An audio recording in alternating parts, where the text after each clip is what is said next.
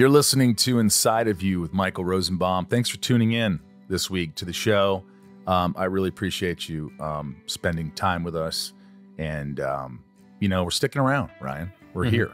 We continue to do podcasts, and hopefully podcasts people listen to and enjoy and learn something from. And I appreciate it. So if you're here for Gaten Matarazzo, who I adore, and you like it, write a review or at least follow us and listen to other podcasts. They're really interesting sometimes. Most of the time. I try to make them interesting. We've been on a good run. I think there's a lot of interesting ones coming out, especially. A lot of interesting ones coming out. And like even today, we're interviewing someone, and the person just got really open and talked about their life. And I was like, whoa, I didn't know any of this sort of happened. I didn't know you were abused. I didn't know. And it's nice and it's comforting to know that we're not alone in this world. And that's sort of what the podcast is. You're not alone. And I continue to go to therapy, Ryan. I'm still doing it. Sometimes I want to cancel it, and then I'm like, don't.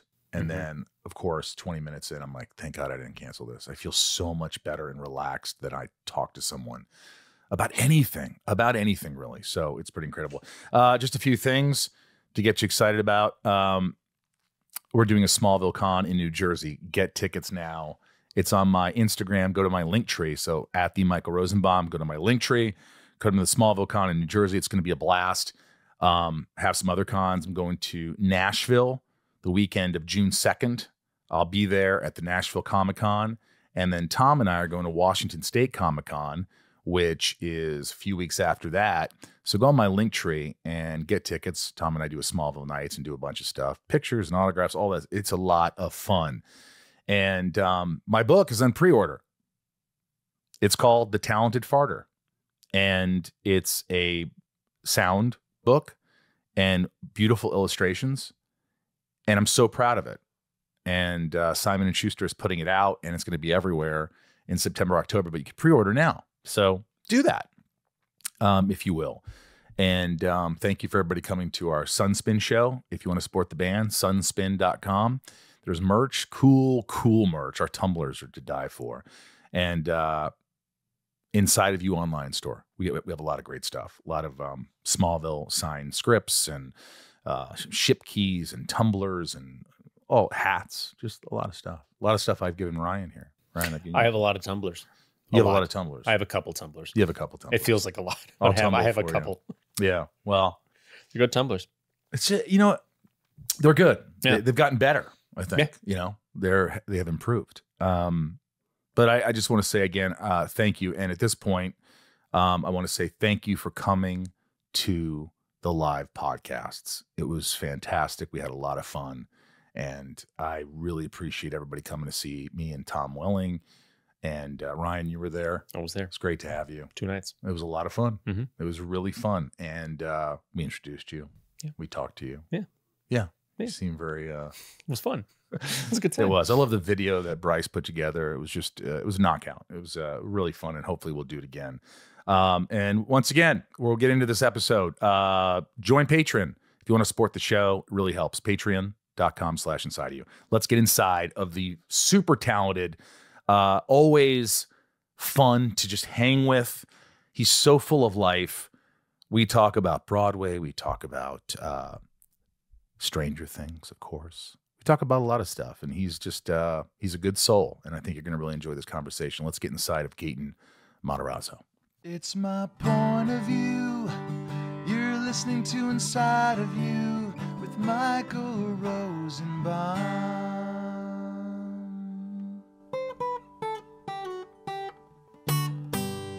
Inside of You with Michael Rosenbaum was not recorded in front of a live studio audience. All right, so it's been a while since we've talked. It has. It has, and I'm excited about this. I see all this stuff on Instagram, and I get really excited because I see, first, I'm always following what you're doing, and it's Thanks. And your dream really came true. I mean, your dream of being in Sweeney Todd since you were a kid. Yes, that was a lifelong dream of mine. How did that happen? It was just the most basic of auditions. I thought that they were, so I got a call. I was very excited. I was I was really hopeful for an audition because I knew that Alex Lackamore, the music supervisor for Sweeney, who also orchestrated Dear Evan Hansen, which I was in at the time, I was doing that. So I had been working with Lack, and not too often. He's a very busy guy. He writes a lot of incredible stuff, and so he bounces around to shows, and so I'd see him every now and again. But I was hoping that that my name might be in the mix audition wise, but they were seeing everybody, and I just did like a self tape. Like right when I started Dear Evan Hansen, and my voice was not up to shape as it should have been, and I didn't like the tape, and I didn't hear back for months, and I was kind of okay. I was like, they're probably just going to go a different direction. I feel like sometimes they'll like avoid casting names in certain roles because sometimes it can just be like off-putting and distracting, where it's just like I don't necessarily see a character more than I do see this person who I know from other work, which is like very fine. And so I was like kind of just settling into that, and then months later they wanted a work session in person, and I was like, oh, now I gotta really start making sure that this is really thought out, because this is like the dream. I gotta put everything I have into it to like just to, even if I don't get it, just to be in the room with a group of people I love. Were you nervous? Were you really nervous? Oh yeah, that was probably the most nervous I had been for an audition in a long time, because the material is very hard. Musically, it's sometimes always just it's gonna kick your ass no matter what you're doing. Before you workshop, did you workshop like on your own? Yeah, I did. Yeah, there was like phases of like what I wanted this to be, because also Toby's a weird part. Toby's a lot of people have. There's a lot of freedom as to what you can decide to do with him. He can be like 12 years old, but he can also be like 30. And it's kind of ridiculous, but it's true. And like a lot of times, because I'm kind of in that like middle ground of like, am I going to play him as a kid, or am I going to play him as quite a damaged adult individual? And I think like I wanted to find more of the gray area there. I wanted kind of the people on stage and in the audience not to quite know what was up, just for it to kind of lie in that like uncanny valley type of situation. And so that's kind of where I wanted it to be. What did you sing? What did you sing? So they had me sing, of course, they had me sing Not While I'm Around, which is like a very classic song that he sings with Mrs. Lovett towards the end of the show. It's very heartfelt. It's not as vocally challenging or like musically difficult as the other ones, but then they had me sing Pirelli's Miracle Elixir, which is basically rapping. It's so hard. And It was always the most nervous thing. And thankfully, it's in the beginning of the show. So you get that out of the way, and you get all the jitters out, and then you can just enjoy the show and do a character thing. But that's like running a marathon. Take me to opening night, and it's a packed crowd. It's Broadway. It's the show that you've dreamt of your whole life. Yeah. And what are you going through that day? Are you not eating? Are you just so nervous? That's a big thing, is that my diet schedule is so much better when I'm not doing theater, because I always feel I have to eat really, really early in the morning. And I usually like to eat a lot because I don't eat throughout the day leading up to a show, because it really does just make me feel sluggish and tired. Even no matter what, like I try, like no matter what I eat, for some reason before a show, I get like burpy and gassy, and then I freak out, and it makes me very anxious. So I always eat very, very early. But that day I was like, I think I probably forgot to eat, which is not good, because you need energy to do that. But I remember my brother had done Sweeney only about a month prior, and he played the same part that I did. Wow. He had played Toby. And so the majority of the show, I'm like, I wonder what he's going to think of this. I was always like, I wonder if he's going to like this choice comparatively to his. And for some reason, I think that tunnel vision made it a lot easier, because there were a lot of really cool people there, people who I really want to work with, admire. It's like so much pressure. Thankfully, we have a month of previews leading up to opening night, which are basically like invited dress rehearsals for about a month, that you can like, they're still like working out all the little things that don't work. And the reviews were good. The reviews were good. The reviews were good, which I was very, very excited about. I think everyone's always nervous, but the show kind of speaks for itself. And I think that was kind of the point of the production. As large as it is, as big of a cast, which hadn't been done in a while, a big trend had come around that Sweeney was quite a small show. Like in a lot of the productions that had been on Broadway, that were on Broadway prior, there was one that they called Teeny Todd, because it was really small. It's in the circle and the square. They're all very good. there was another production in I think 2007 that was with Patti LuPone and Michael Cerveris. My friend Manuel Feliciano, who is in Dear Evan Hansen with me, he was Toby, and they're all very small productions. So I think that like people were like refreshed with the scale that we brought it back to, that it had originally thrived in. So I think it's a show that like people will like. It's one of Sondheim's best. How many shows did you do in total? So I did the show for 7 months, and we had 7 shows a week. Oh, how hard is that? It was quite a few. And I mean, there were periods where I wasn't able to, I had COVID twice during the run, which was pretty crappy. So I would have to be off for like a week for those 2 things. And then there'd be days here and there where I just like didn't feel vocally good or physically good to go on that night. Thankfully, the incredible covers in the show are just spectacular, and have been doing it for a while now as new people have cycled in. Right. What, my favorite song, you're gonna laugh, is with Joanna. Oh, why would I laugh at that? It's incredible. I love that song. It's so simple, but it's beautiful. It's so simple. It's perfect. It's a perfect song. Give me a little. And so I love that one. You said what? Give me a little bit of that. Fuck that. Give me a little bit. Come on. What's the words? I love you. I feel you. Joanna. Yeah. That's such a good song. I love that song specifically because it's the only part of the show where like truly nothing really bad is going on. Yeah. Yeah. It's like he's the one, Anthony's the one character where it's like nothing crazy, nothing weird. He's just a guy with a crush. And like, it's just like this, like nice, like young sailor guy, like pining after some girl he likes. And that's adorable. Of course, Joanna has all of her stuff going on that is very, very not happy. Yeah. But, well, that's great. It's like a breath of fresh air. It's quite nice. I'm glad you did it. I'm glad that it Me too. went well. Oh my God. I mean, it gives you, when you do these things, it's supposed to give you the confidence to whatever comes next, right? Do you feel like you can do anything now? I rarely feel like that. I feel like it takes me like a week, I feel like it takes me like a few months of doing one show to even feel confident in doing that specifically. But I honestly don't really like going into things with much confidence, because I feel like if I'm too sure of myself, then I won't really put the work in. You know what I mean? Right. So you were working every day. You were working every day on that. I was working. It was every day. And that's what I loved, is because the schedule is just, it's predictable. And I love a predictable schedule so much. I knew when my days off were. I knew when I was going into the theater every single day. There was no changes for 7 months. And I live in New York City, so I got to be home, which was absolutely incredible. Yeah. Are you saying that on like Stranger Things, it's not predictable? Is that what it's never predictable? No.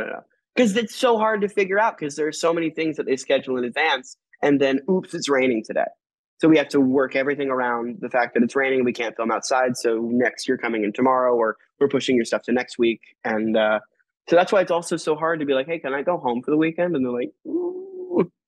Yeah, they never do. Yeah, so it's always maybe. I don't know. It changes, or it's looking good, but I don't. and it never is good. Yeah, we need you. Yeah, I've had a very particularly unpredictable schedule recently, where I've been trying to figure out how to fill my time in the sudden days off. How's your mental health right now? What are you doing to sort of good question. Stay grounded, to sort of do you go to therapy? I have gone to therapy, and it's something that I'm always like, people have asked me this before, and I'm like, yeah, I go to therapy. I'm like, I can't count that I went to therapy like a year ago. Like, that doesn't mean that I go to therapy. I'd like to. I highly recommend it for a lot of reasons that people would not necessarily think that they should go. And I should walk the walk if I'm going to talk the talk. And yeah, it's definitely something I should, especially in this type of situation where I'm spending a lot of time away from my friends and my family at home, because we're in Atlanta, and everybody I know and love and spend most of my time with is up in New York. Thankfully, like, I'm super tight with a lot of the people here in the show, and we're spending a lot of this time because it's our last one. I can't believe it. This is the last season. Are they season. Sure they're not going to do another one? Are they sure this is the last? They're pretty sure. I keep on grilling them about it, and they're like, "Guys, we're done." I'm like, "Oh, okay." How many And episodes? I remember they had. I don't know if I'm allowed to say. Is it at least 10? I don't know. All right. Well, you know what? Whatever. If you're not supposed to say, then Whatever. They're always watching. I feel like they've installed cameras in this house.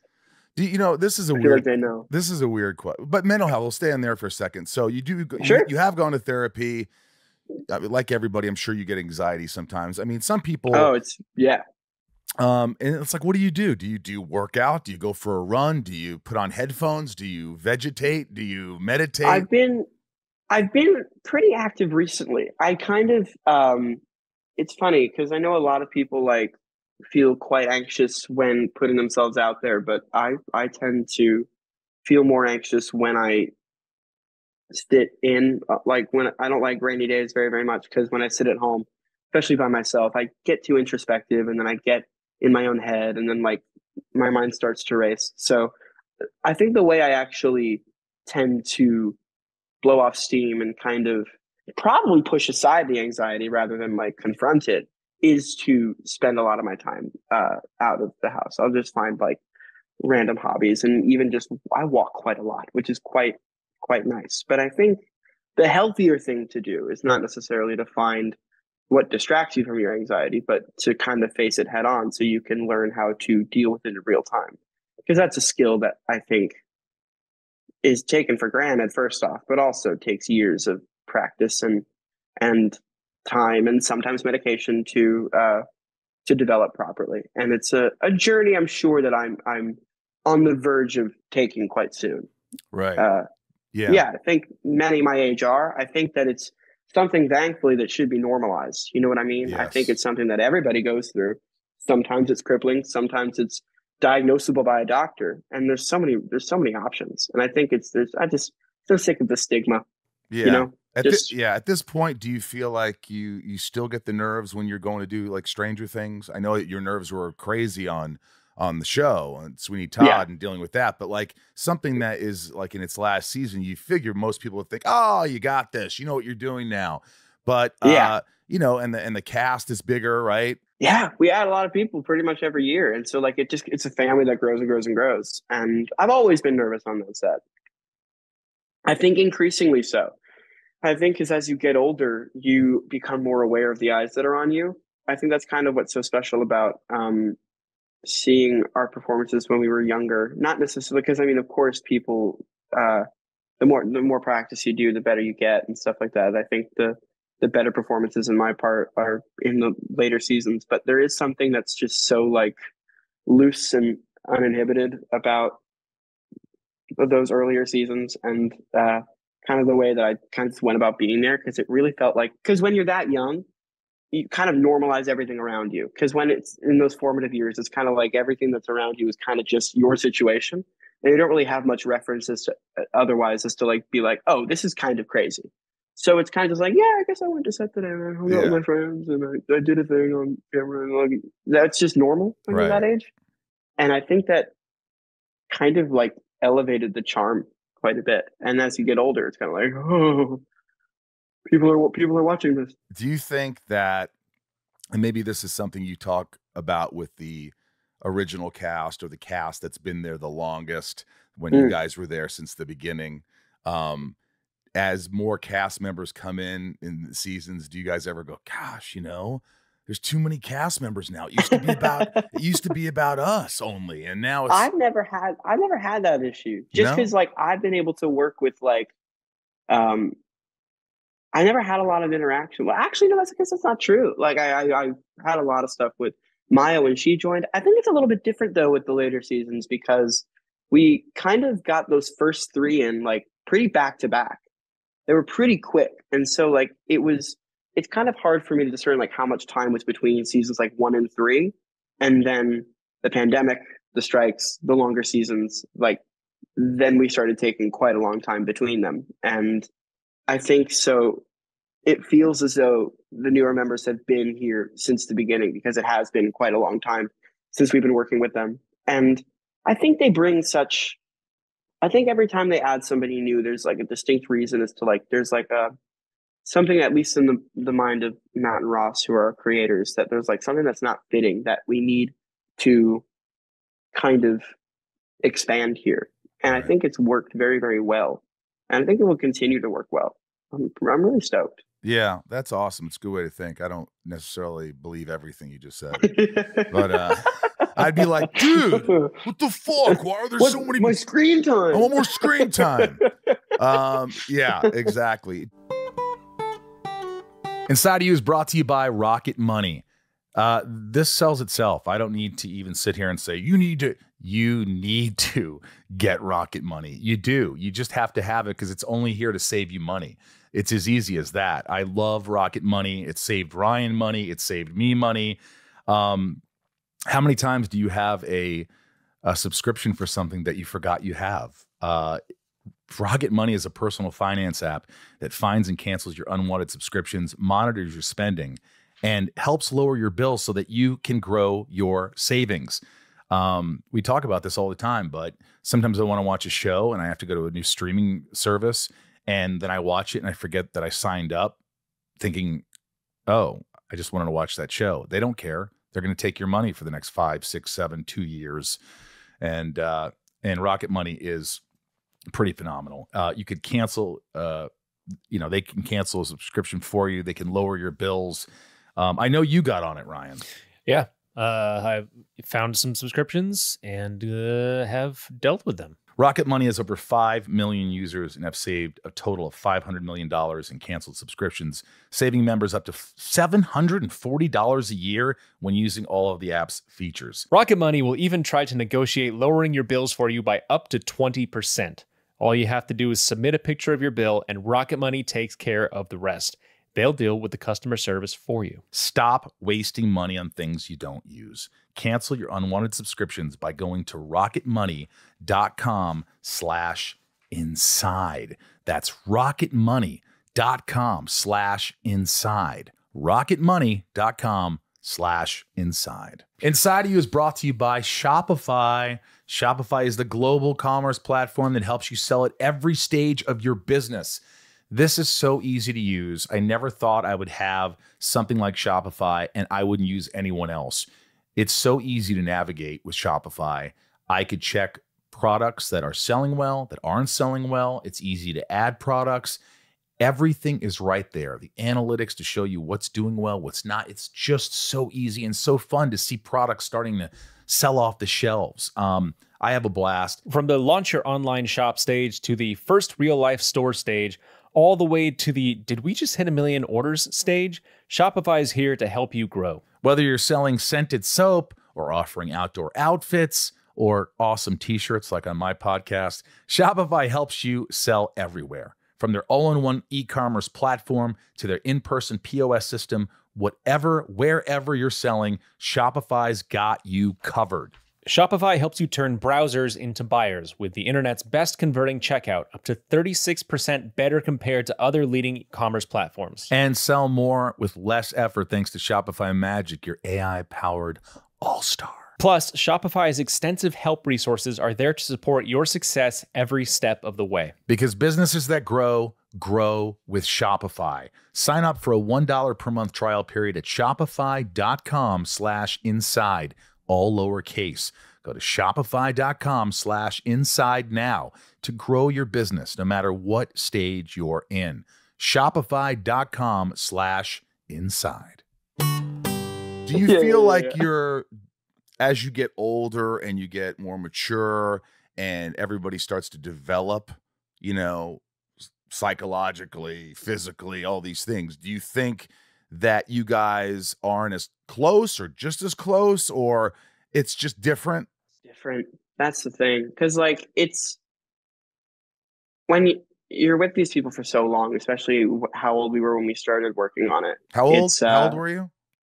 I was 12 when I booked the show. Oh, I just turned, it was right after my 13th birthday that we started filming. And the first season released in July of 2016. So it's been quite a big chunk of time. And I think when you have 5 kids who are from completely different parts of the world, pretty much, I think like when you like force those kids to be together at like 12, when like kids are like antsy and bratty and like everyone's like kind of like at each other's throats, that like sets a foundation for like, wasn't that hilarious in a weird way? You know what I mean? Where it's like when you're stuck with the same people, you tend to like bicker and stuff. And that just kind of makes it so much better now when you can look back and be like, that's so great that we had like that outlet and that we've all remained so close going forward. And now seeing, I always think that we look the same, weirdly enough, like because we've grown up around each other and have not really had that. Like, it's not like we've had enough time away from each other to kind of come back and be like, "Whoa, you got tall," like that type of thing. And right, yeah, we always hear that from like you. It's like when you have. It's like having a dog. It's like, no, he's still the cute little thing. He was 8 pounds when you got him. Now he's 58 pounds. He's a different dog. I'm like, no, he's my puppy. My puppy. It's the same dog. Yeah. It's like nothing's different. But now like we get to like have really great like friendships and relationships outside of set, like with like some of like the older actors in the show, which has been really great. Because before it's like, you're 12, it's like you can't, like it's inappropriate, like you can't go get drinks with people after the show and like after their day on set and be like, oh, and talk about the day. It's more like, how's homework? Like that's the conversations you have with 12-year-olds, right? And now that we're 21, it's like you're like, you gonna get a drink at the bar, they're like, oh, you're old enough? Like, yeah, fully old enough. And they're like, whoa, like, and that watching people like have their minds blown at that is quite funny, and that happens pretty much every day. Yeah, and I could tell it's like I just from knowing you a little bit and, talking to you before and seeing you on Instagram and seeing your kind of vivacity, your lust for life and like all this, it's almost like I feel like, people do change, people get in their heads, people, become a little more introverted. Do you find that like guys, people that, specifically, but do you think now it's like everybody has sort of their own personality? And did it go to anybody's heads? Did it go to your head at all? Of course, it definitely went to my head in ways that like I will probably not reflect on for a while. Right. I think that's kind of just like how that goes. I think I actively do my best to ensure that like the decisions that I make, the way I interact, I let that type of it kind of not really affect. I think it's like the actively working towards making sure that you're not an asshole is what makes you not an asshole. Right. You know what I mean? Right. If you can like sit back and be like, what's the better thing for me to do here? Yeah. I think that's what's most important. And yeah, I think like there's going to be things like in the future that I look back, I'm like, oh no, why'd I do that? Right. Or like, that's why life. would I that's life. You'll always do that. I'll tell you that right now. Which is how many times normal, I look back and go, what an asshole. Look at this picture of you at some premiere with these sunglasses and this freaking shirt that says boner or what. I didn't have a boner shirt. Yeah. But like, what were you doing? And in the moment you think, this is funny. I'm cool. People cool, like, man. and then I'm getting out there. Yeah. And then you're like, what an asshole. But everybody has those growing pains. It's just kind of crappy. Not crappy, because I'm sure I'll be very grateful for it in the future. But it's interesting when all those growing pains are kind of just filmed and released to everybody for people to watch forever. Yeah. In a weird way. Like all those interviews and stuff when you're quite young, like when you're 13 and you're like, I don't know what to do with this yet. And you look back, it's like the cringiest stuff in the world. And at this point, it's getting to the point where I can look back and think it's endearing and it's cute. And we were 13, we were children. But like, still, I feel like everybody can think back to like 8th grade and be like, oh, goodness gracious. I hope no one, like, you look back at your yearbook in 8th grade and you're like, ooh, yeah. Oh, what was I doing? Oh my God. And I was the biggest geek. When I look back, I remember my senior picture, they called me Spock. I looked like Spock. Whoa. They were just like, what's with the haircut? I was not a popular kid. I was the least popular. I was the shortest kid in my high school, very insecure. And I think that's why I got into acting, is because I just like I wanted to pretend I was someone else. Huh. Why did you? But also, I think. Go ahead. No, I was saying, like, I think what's so interesting is that so many actors, like even like real big like movie stars out there, like the Brad Pitts and stuff, I feel like a lot of them grew up like feeling quite similarly to themselves, where they had never really been taken seriously or had kind of just been, uncomfortable in themselves. And so they look for outlets outside of it and kind of feel comfortable expressing those things through the outlet of other people. And it tends to build such a self-seriousness in so many actors that I see. And I think like the cure to like dealing with like all that change, all that growing pain, all those growing pains is just to not take yourself so seriously. And I think that's what's like, I'm starting to learn a little bit better. It's like, if you want to do this stuff, you have to be okay with looking like an asshole sometimes, or just looking dumb for a while, because it's kind of what you do for a living anyway. Yeah. So you're fine. Like, it's going to be fine, and learn to laugh at yourself. Do you know how lucky you are that you're figuring this out now? Because I didn't figure it out till I was probably 35 or 40 when I started figuring it out. I was like, you're an asshole. You're an idiot. I mean, and I look at it like, what if, in high school, I did get laid? What if I did get laid and I got the girls and I was popular and I was really smart and I was, excelling? Maybe I wouldn't have been an actor. Maybe it wouldn't have gone this way, which could have been fine. Were you popular? I think we talked about that a little bit, but were you did you fit in at all? I did fine. I think that's because I started acting when I was like, I don't know if it's just because like people at my school were like, oh shit, the Stranger Things kids in school. And so I don't know if like people were nicer to me. Like sometimes I remember like people ask, "Are you a people person?" I'm like, yeah, I'm a people person. I love people. People are super, super rad. People are super nice. And then like certain people have been like, hey, that's because they're nice to you because they know you from the TV. True.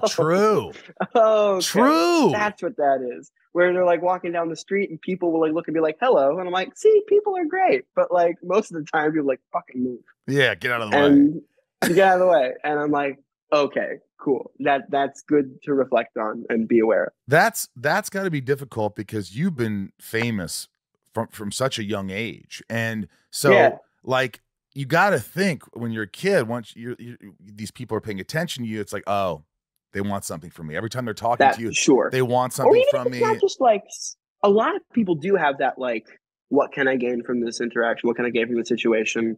And like, I'll have like a really cool combo. And at the end, they're like, hey, so can you get me in touch with your agent? I'm like, I thought we were just chilling. I thought you liked me. I thought you liked me. But also, there's kind of like the majority of people, it's not necessarily gaining something from it. It's not always that like mastermind, like, oh, I'm gonna get in with this guy and really soar. It's more of just like it's just a different vibe. It's like they're not super conscious of like changing like a certain behavior and like cadence to a conversation, but like it's something I've grown to not necessarily be too aware of, and it's something I'm relatively fine with because the people that I know are real and close. I remain close with, and the people that aren't, I don't, and that's fine. Yeah, this is a weird question, but I only have this. It's sort of rhetorical, but it's something that I can relate to, and you probably in a bigger way, maybe, is that when I was on a show, Smallville, and when it came out, it was huge and it was everywhere. Yeah. And there wasn't such social media, but for the first couple of seasons, you felt like you're on top of the world. And for sure, you guys were catapulted on a bigger scale than Smallville ever was, and you were just thrown into was a huge show, though. It was, but it wasn't Stranger Things. It's a great show. Thank you. But Stranger Things was just, you go, true. It wasn't Stranger Things. But look, it was it was way to the masses. It was just a bigger Stranger Things was everywhere. And boom, season 1, season 2, season 3, you're in the covers, you're on this, you're in every talk show, everybody wants you. And now towards the end, ultimately what happens is the writers and everybody go, oh, next show. Oh, there's the next show. It's always the next show and the next show and the next show. And so after like a couple of seasons, did you feel like, oh, we're not as big as we were, or people don't care as much as they used to? Did you ever feel like that? You felt like that. I felt like that. If I did, it was nothing but refreshing. Really? Weirdly enough. Yeah. I think I never necessarily, it's not what I did it for. It's not what I necessarily ever really liked. Of course, I understand all the wonderful things it has done for me and my family. When it comes to financial security, of course, like that's just something that like growing up, it was always a real struggle, and then suddenly it's not. And that's like, well, when you're that young, it's not really like you can really reflect and understand how incredible that is for your family and for you. But then like also there's like a part of it where like you're that young and you're suddenly the breadwinner for your family when you're, 12. And that's not something that like is normal at the time. And even now I'm like, absolutely, of course, I would love to do that. But it's not like when you are 13, you have the ability to reflect and be like, is this something I'm okay with going forward? You don't have those skills yet. You're not developed enough to really get what people are asking of you. Right. Thankfully, things worked out. But I think now I just like, I honestly look forward because I think those careers are always about peaks and valleys. And I think with this show, it's quite clear. Like I'm very well aware of it. I would like the people in my team, like my managers and my agents, to understand that I'm very okay with understanding that Stranger Things will beyond very likely be the biggest thing I will ever do, and will most likely be the thing that I am remembered for, even if I consistently work after this. And I am so cool with that. As long as it facilitates happiness going forward, security, and more work going forward, what the hell else could I ask for? I don't really want to maintain a sense of relevancy at this point when, if I'm going to put so much stress into that to maintain this level, when it's not even something I particularly enjoy that much, and I could focus my time and effort on things that I actually like doing, and I can use this to make myself happy, what the hell else would I want to do? Who are you? I'm Gaten. Are you, Gaten? Listen, you are more mature than me. Thank you. Now, right now. But more importantly, I disagree. That is like, I used to be so consumed with, well, at least I can grow my hair out. I'll do this.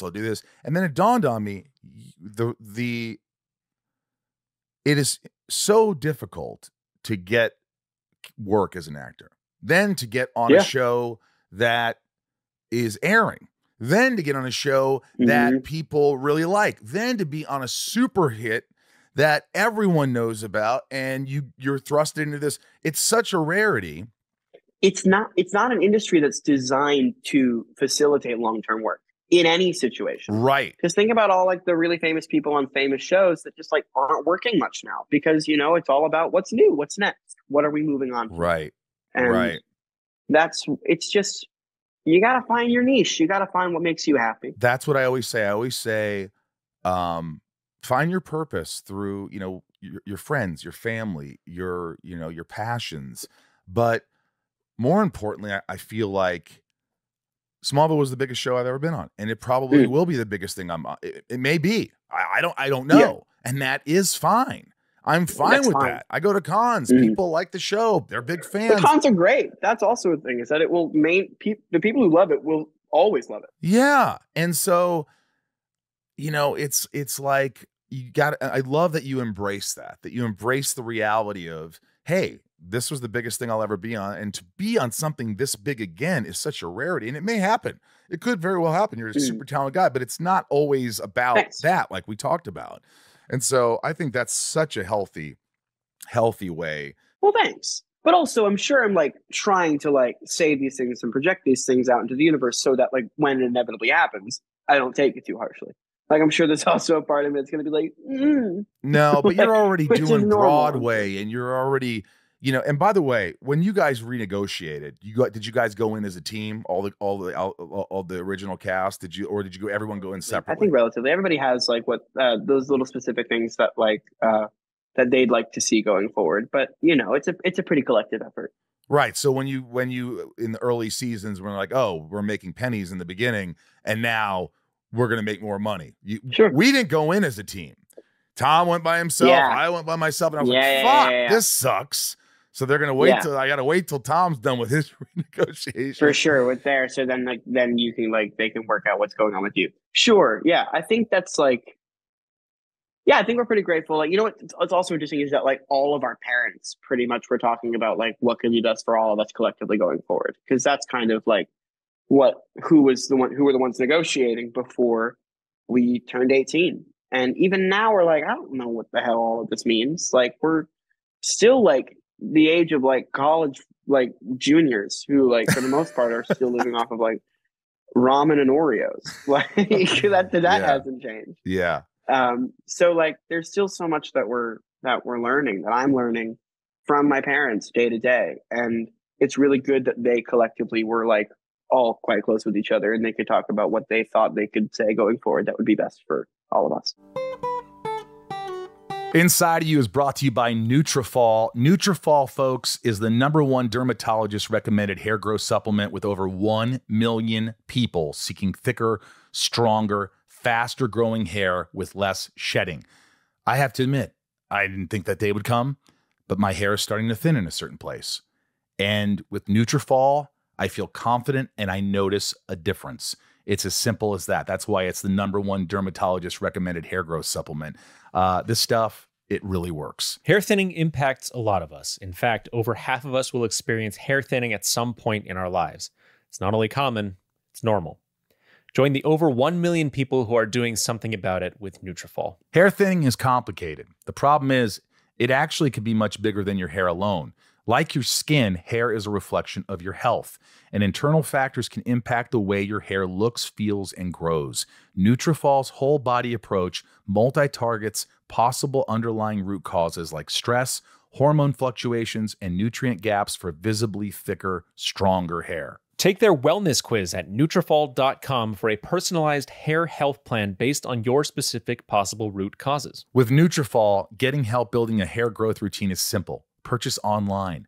No prescription or doctor's visits required. Free shipping and automated deliveries ensure you'll never miss a day. You could see results in 3 to 6 months. It took me about 3 months to start seeing results. And it's amazing. It really is amazing. And I feel like this is just a great company. This is a great product. And that's why so many people are using it. Take the first step to help you see visibly thicker, healthier hair. For a limited time, Nutrafol is offering our listeners $10 off your first month subscription and free shipping when you go to Nutrafol.com and enter the promo code INSIDE. Find out why over 4,500 professionals and stylists recommend Nutrafol for healthier hair. Nutrafol.com, spelled Nutrafol.com, promo code INSIDE. That's Nutrafol.com, promo code INSIDE. Don't you like my hair? Look at my hair. I love it. Were your parents always like, I'm so proud of you. I'm so proud of what you've achieved. I'm so, I'm honored. Just all these things. You always got that, right? I did always get that, but it was never about things like I'm so proud of the success. They were more just, they told me always that they were just proud of the way that I handled it. Like they were proud of the way that like I go about my day to day and the way I look at like the industry and stuff. And how you treat people, I don't know. Perhaps. I think I do my best to try to treat people the best that I can. I think that's something that like I go about consistently doing my best in, and that's something that they've been very proud of me for. And they're always, I remember when I was younger, they always were like kind of weekly, they would be like, hey, are you still enjoying this? And at the time I was so frustrated. I'm like, yes, I am. You ask me this all the time. And they're like, are you having fun? Are you enjoying this? And they would, even as I got a little bit older, start to ask me questions like, is this something you're okay with career-wise? Is this something that you want to do going forward? Is this like, what brings you like love and passion that you think you'll enjoy as an adult? Because most people decide what they're going to approach and pursue around like college age. Like that's when they decide like what's next, and they can like start worrying about those things. But when you're that young and like this is presented to you, they just want to make sure, because like, what if I hit like 21 and realize I'm like, oh, I've never really loved this. I want to do something completely different. And I know that they would always be like, great, well then we'll do it. Like I know that they would always just fully support that 100%, which is rare and very nice. Do you think, think about this for a second. Do you think when Dustin Henderson, his last take on the show Stranger Things, it finishes, that's a wrap on Gaten Matarazzo? It'll happen. Do you think you will become very emotional? I don't know. Of course. But I've always said this. I've done this with every project I've ever done. I don't cry on closing nights. and I don't know why. I cry opening nights. I cry on random days in the middle of the run. I'm a pretty emotionally expressive person. I'm not upset about crying in front of people at all. I'll do it all day, every day. Movies, go for it. I don't cry on the last day of things. I just kind of, all right. Who does? Who does? Who today. can you expect tears from on that very last day? Most people, I can imagine. I would expect most people. I'm trying to remember who like cried, like, because people cry at the end of seasons, like even when we have more coming up. And I just never have.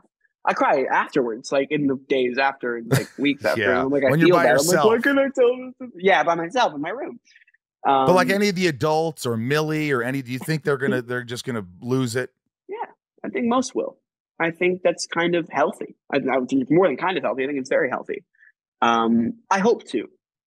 That's my answer. I hope to be outwardly emotional so that in that moment I can accurately express to people in real time how I feel about what they've done for me. That's awesome. And I don't want to have to like send them an email a week later. Yeah. You know what I mean? Yes, I know exactly what you mean. It's like, maybe I didn't emote enough. Maybe I didn't emote enough. And like really, because I don't want to be like, this was fun. You seem like See you later. You seem like the kind of guy that would come on set to watch another actor work if you really respected them and learned from them. Are you that guy? I think so, but I also don't want to invade people's space. You know what I mean? Like a lot of times, like, of course, set is full of a lot of people. Like there's a lot of people watching you perform on stage and on set, but there's kind of like I don't want to get up in anybody's grill. You know what I mean? Yeah. That's why I'm really honored to work with like the collective group whenever we get those opportunities. There's always a few scenes here and there in every season where everybody's working together. So you can observe every individual that you've been doing the show with. And that's always really special because it's quite rare for my character and Winona's to overlap. We don't have much scene work together. Never really have. Right. I think I've spoken maybe like 3 words to her in this entire 4 or 5 season show. So when we are in the same room, I'm like, this is great.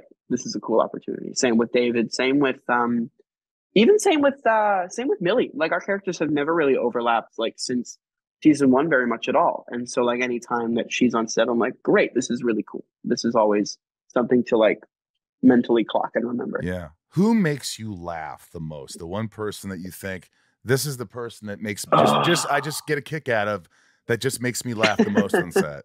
It's Caleb. Caleb. Always been Caleb, hasn't it? It's always been Caleb. It's always been Caleb. But oh man, he's so funny on camera and he's so funny off camera. And he's so funny when he doesn't even try to be. And he knows. He has like this, there's like a nuanced touch to like how he knows exactly how to make every individual.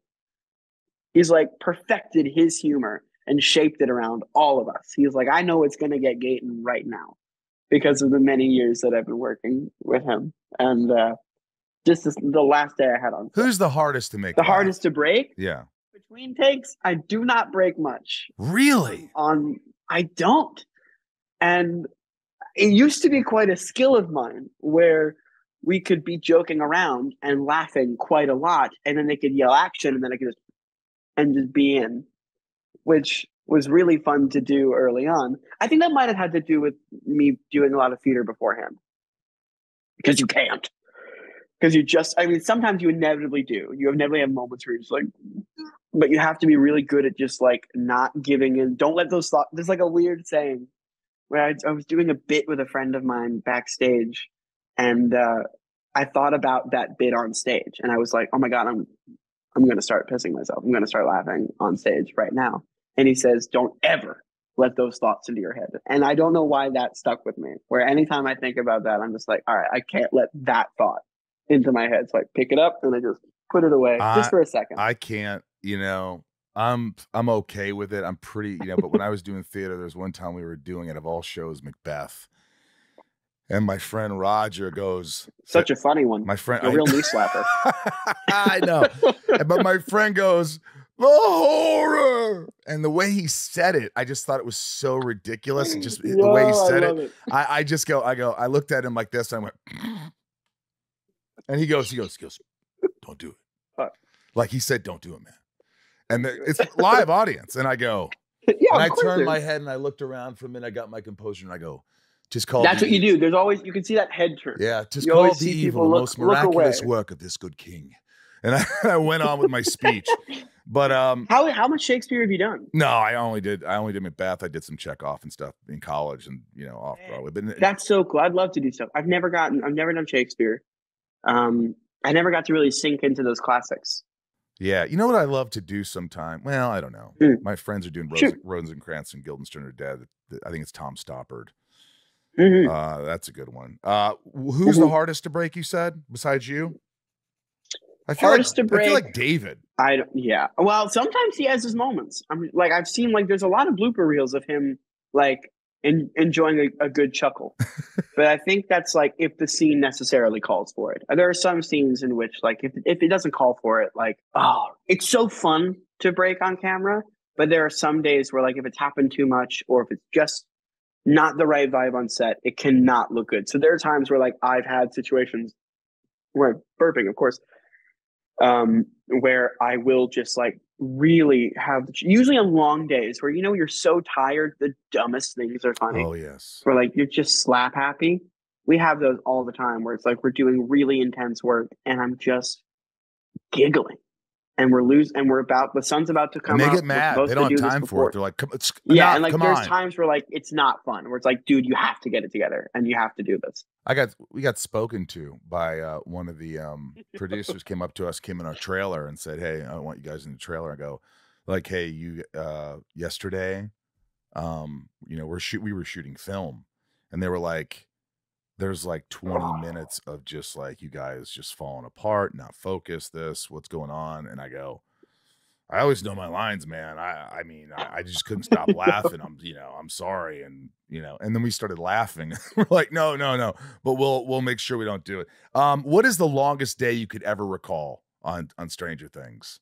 I think it probably approached 14, 15 hours, which is that's a pretty solid day. I know that there are a lot of people though, because thankfully, because of we're working on the SAG-AFTRA and stuff, there are just requirements. We have a mandatory, I think it's a 10 or 12 hour turnover, which is really, really nice. So we get that time.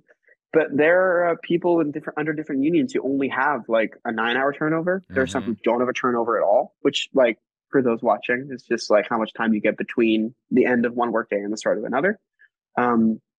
So I know people who have worked on sets, a lot of times ADs or PAs, who have worked 21, 22-hour days, sometimes over 24-hour days. I did 24 hours on my last day of Smallville ever. Here. They had me for... On your last day, they made it because that? Why would they do that? I came back just for the series finale, and they gave me a ball cap and all this stuff, and it took a lot of time, and I was there for 24 hours. They had me one day. I told them, you guys got me one day, so they used me 24 hours. They switched crews. They did it, and I was I was fine. I was like, you got me one day, use me. I don't care. I was exhausted. How'd you like it though? Did you kind of love that? You hated it? No one likes working 24 hours, but for that, my adrenaline and knowing it was the end and this is it, I was kind of there to say goodbye and hang out with people, and it was kind of fine. Those days feel the night shoots are crazy.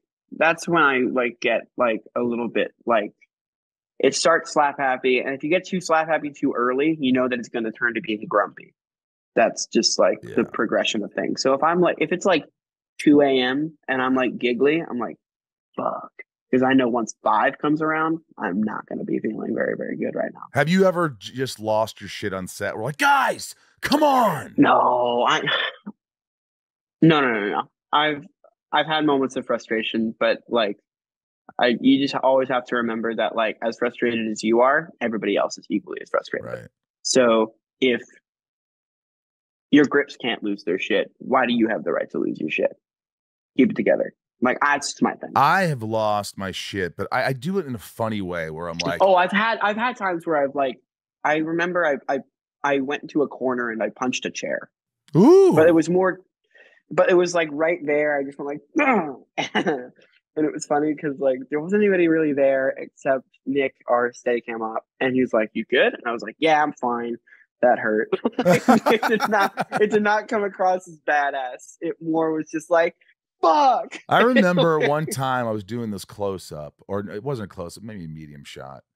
And there was so much smoke coming in the room, and I could see from my peripheral, I saw Russ, who I love, God rest his soul, big burly guy with a beard, and he's wafting the smoke. And I just go like this. I was talking, and I was like going this. I was like, listen, I go, Russ, enough with the fucking smoke. And everybody laughed. He goes, just doing my job, Michael. I'm like, I know. Yeah, Michael, Somebody tell him not to do his job. What is the scariest moment in all of the 4 seasons? Demogorgon, Vecna, shooting with effects, etc., which is not scary. But were there any actual moments where you were kind of scared? If I'm ever kind of scared, it's usually because like if something like doesn't necessarily go right effects wise. If like there's like a rig that like goes off and it's like a little bit like woo, that didn't feel too right, which has never really happened very often at all. And because that's the thing, is like you're never scared in context of the scene. You know what I mean? Like all the Demogorgons, especially when like all of that stuff is VFX, you're not looking at anything. Like I'm seeing like a guy in shorts, like with like a stick and a tennis ball. I'm like, I gotta be like, oh. Do you ever look at it later and go, God, I should have reacted more. I didn't know it was gonna be that big. Yes. Well, thankfully, I think the animators are very keen on like understanding like how much have they reacted and then like animating based off of that, weirdly enough, right. Like which helps. But there are times when like, I didn't know what I was looking at. I've done that where I'm like, what did you tell me it was going to be this big? You tell oh me my God. the world was ending. There's a fucking spaceship up there. I just went, Oh no. All right. This is called Shit Talking with Gaten Matarazzo. These are top tier patrons, patreon.com/inside of you. Join and support the podcast. We need your help. We love you. And without you, we couldn't do it. So these are the questions. Here we go. Stone H. Gaten, I met you a few times before at some cons. You were a real asshole. No, they didn't say that. I've been waiting so much. You would have loved it. I would have loved it. Do you have any funny stories from meeting fans at a con? Funny is a way to say it. There are some that are a little uncomfortable. Like I remember I did one very, very recently where this is not very funny, but it's the reactions around it were quite funny. Okay. Where this like woman in her 40s like said straight out, she goes, I've had a crush on you since you were 13. Oh boy. And I was like, that's upsetting. And like I knew, I was like, I'm sure she just meant like, oh, this kid's cute. But it didn't come off that way. But then she doubled down. Like, I'm aware of the age difference. And then I was like, all right. And her daughter was with her. And her daughter goes, Mom, what the fuck? I swear to God, this girl must have been like 13. Oh my and Lord. She goes, Mom, what the fuck? Did you start laughing? I couldn't. I was just like, you gotta, we gotta, like, I'm like, oh, thank you guys for coming. I appreciate it. Oh my gosh. And then I had to look over to my mother. And my mother was right there. My mother was sitting next to me. Like, that was insane. That was the funniest reaction I've ever heard to, because it's embarrassing for that girl. Yeah. And I just like, yeah, that was rough. I have had so many funny interactions where I'm taking pictures and, you're in that room, the photo room and someone will. Oh, the photo ops. Because that's so rapid fire. They'll grab my ass. They'll grab my ass. Yeah, I've had a few butt grabs. And then for sure. Christy, who's like just fucking, she's my handler and she like my agent over there and she'll go, hey, get out. And I'm like, oh, she's the bad guy. She'll yell at him. Yeah. But also, but most people if someone's really cool. grabbing your tush, you should be able to be like, hey, fuck off. Yeah. Or thanks. Like it. Or thanks, if that's what you want. Charlene A., will you be doing more Broadway shows? Would you like that? How was working with Josh Groban? Josh is a fucking gem. Josh is really so kind and very talented, of course. But I've been a fan of his since I was very young. He's the reason I sing. And I didn't want to tell him that straight up. Like, I didn't want him to understand how much his work formed what I do. And thankfully, I was able to just not be like a weird little fanboy throughout the process. Cause we worked together for 7 months. Yeah. And he's a good friend, which is great. He's amazing. I would love to do more theater, especially I love being on stage. I like the process. I like telling a story like in real time. And I like finding new things in that same work. Like once you get one take of something, then it's like, all right, you got to deal with the fact that that's what you decided to do. But then one day I could just be like, that didn't read well. I'm going to try to explore and find something else tomorrow. And also, like I said, I love working at home. I love the schedule. It just, yeah, it sits right with me. What do you choose? TV, theater, movies, or just all of it?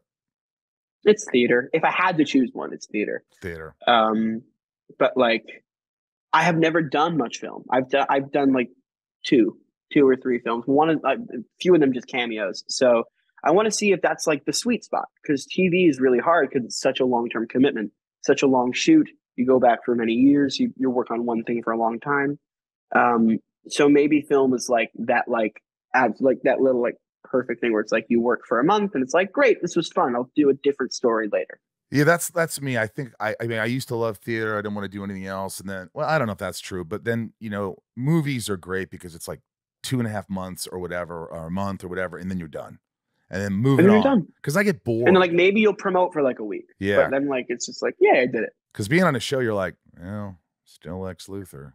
All right, it's month 5. Still Dustin Henderson here working on season what? Yeah. What Tasha asked, what are you most grateful for in life, and what is one of your biggest regrets? Grateful for my people, my family, my friends, my lady person. I know that's cringy, but we've been together for about 6 years. That's amazing. Like, you gonna get married? Quite a long time. You gonna get married? No, no, I don't know. We don't want to get married for a very, very long time if we even want to at all. Good call. Like, it's good call. Like, and that's the thing, is that like we're grateful to have been together as long as we have at this young age, which is great. So I really lucked out with the people in my life. Biggest regrets, not necessarily being very honest with my team about the things that I want to do, because I thought that it would be beneficial for my family. I've done a few things where I'm like, that like had some good money behind them, but I thought were really quite dumb and really, really bad experiences on those sets where I'm like, well, you know, on paper, this is fine. I just want, like, I remember I watched the video. I think it was Dev Patel who's had a saying where it's just like, there's a real power in just saying no. And I'm like, yeah, I wish I could be a little bit better at just upfront saying what I think and not being afraid if people are upset with me about it. Jam and Jenny, what's your favorite scary movie? Oh, it's a really good one. And I understand that there are more quality scary movies than this one, but this was like a formative one for me because it was one of the first ones I watched was Insidious. Oh, I loved Insidious. I think it's great. I think that first one is primo. The first two acts are scary as shit. Yeah. Oh. Dude, I liked it a lot. And I think like Patrick is really great in them. And yeah, I think they're great. Little Lisa, love Dustin and Eddie's friendship. Can you share any behind the scenes of your scenes with Joseph Quinn, and what is your favorite scene with him? Favorite scene with him is when we run back into the trailer after we lure the bats, to like with the big guitar solo is like after, and we like jump up and down and start screaming. I just remember how he's a big theater guy. He's a real thoughtful actor, very talented. And I was a fan of his work before he joined the show. So I was very excited to see that he was on board. There was this really great moment where, like, spoilers for the show if people haven't seen it, but there's a moment where, and also if you haven't seen the show, this is going to sound crazy, but there's this bed sheet rope thing that's tied between two portals that are separating me and him between two different dimensions. And I climb up into this portal from the sheet because apparently people believe I can do pull-ups. And he, in a brave act of defiance and not running away, he severs the bed sheet, leaving us separated to ensure that these monsters can't get into our dimension. And I have to like scream and like catch the rope and like notice that like my friend's about to die. And it's very weird. And I wanted like a lot of energy. And so what he did was he was out of costume, finished his day, and he comes back to set and he has this water bottle, this half empty water bottle. And he just starts playing like catch with me because I was really frustrated about, I couldn't really feel centered. And then like, he was like, well, then let's just pump it up. And we started sprinting around the sound stage, chucking this water bottle at each other.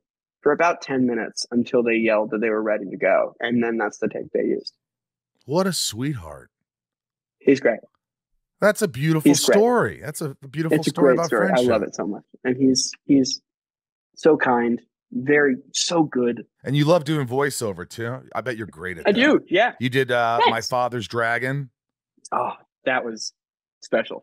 Do you want to do more of that? Do you get like auditions for that stuff? Yeah, there's a lot of voiceover opportunities that come in, and I love it because it's like a really good way to like expand on like voice work that you can use in live action stuff, like using your voice to like its fullest potential, expanding on your sound.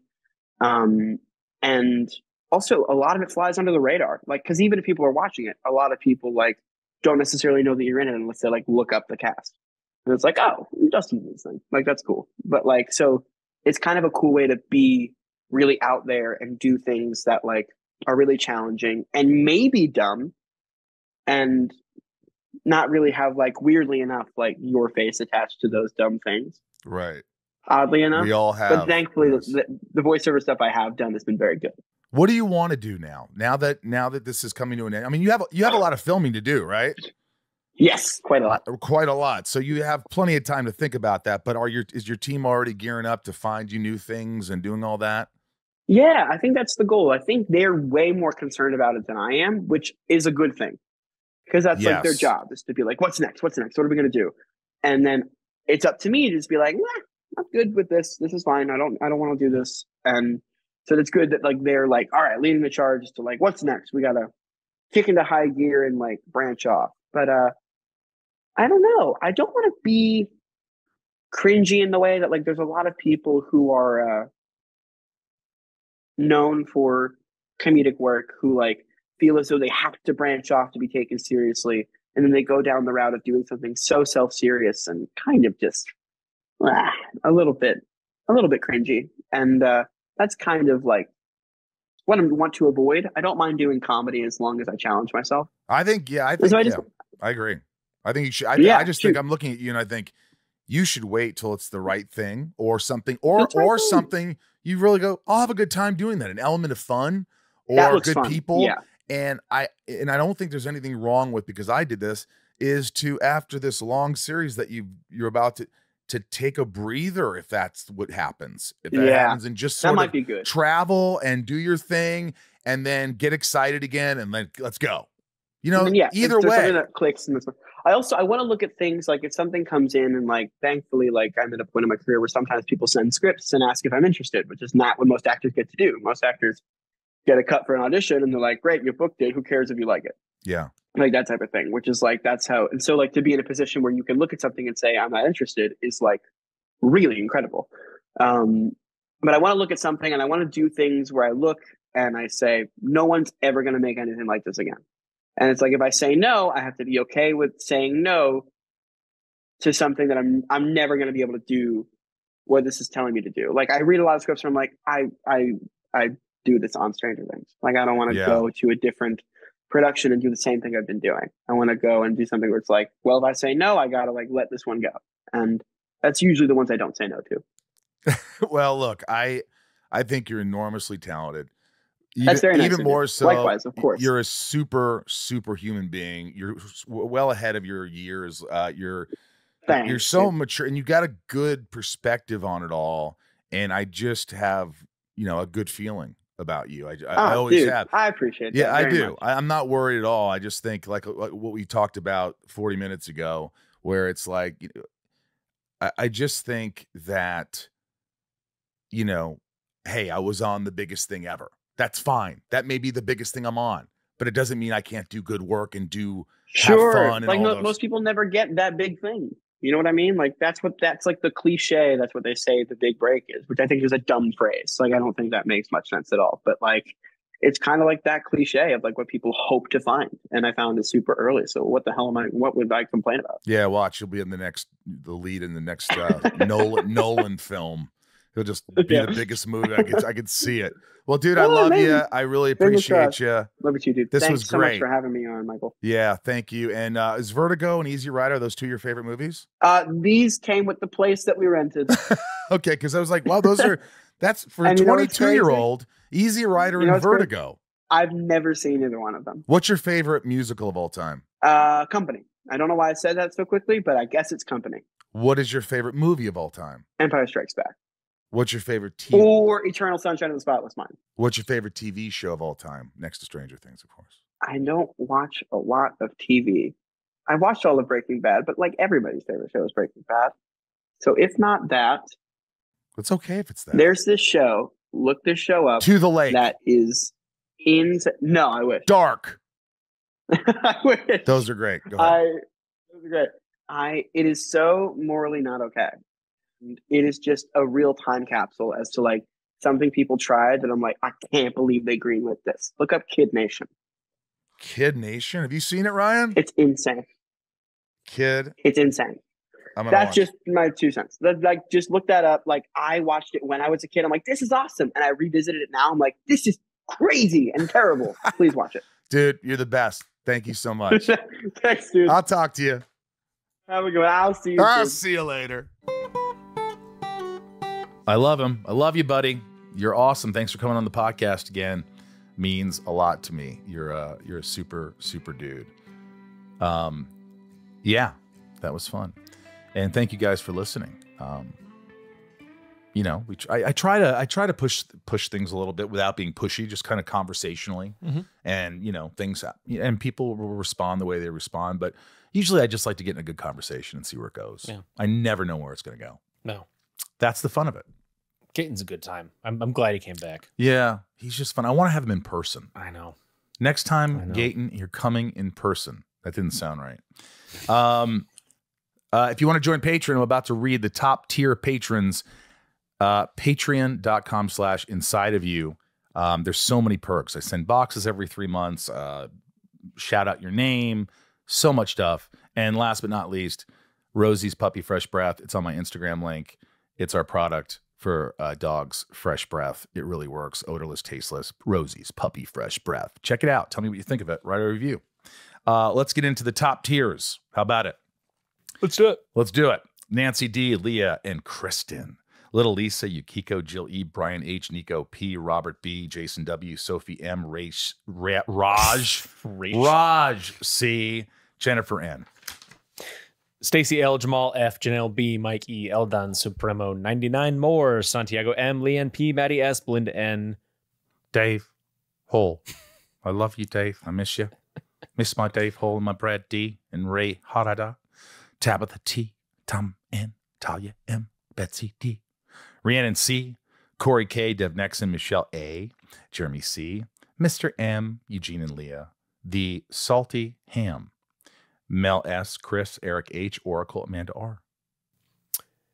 William K, Kevin E, Jor-L, Jammin J, Leanne J, Luna R, Mike F, Brian L, Jules M, Jessica B, Kyle F, Kaylee J, Charlene A, Brian A, Marion Louise L, Romeo the Band. Romeo the Band. Frank B, Jen T, April R M, Randy S, Jen, Carolina Girl, Nick W, Stephanie and Evan, Stefan, Charlene A, Don G. We can't forget our Don G and our Jenny B and our John, Jennifer R, and Tina E, Angie Tracy, Tasha S, Keith B, Heather and Greg, Ellie K, Elizabeth L, Ben B, Pierre C, and Nerd Octave is a new one. Welcome all newbies to Patreon. I hope you enjoy it and hope to see you soon. That's all from the podcast for today. Thanks for listening or watching or just spending time with us and supporting this podcast. Appreciate it. Shout out to my wonderful editor, Jason, my wonderful engineer, co-host here, Ryan Tejas, and the super duper Bryce Mahlers, who puts this shit together. So give it up. All right. Thank you. And from the Hollywood Hills in Hollywood, California, I am Michael Rosenbaum. I'm Ryan Tejas. I'm the engineer co-host. He is. Little wave. And be good to yourself. All right. I'll see you next week.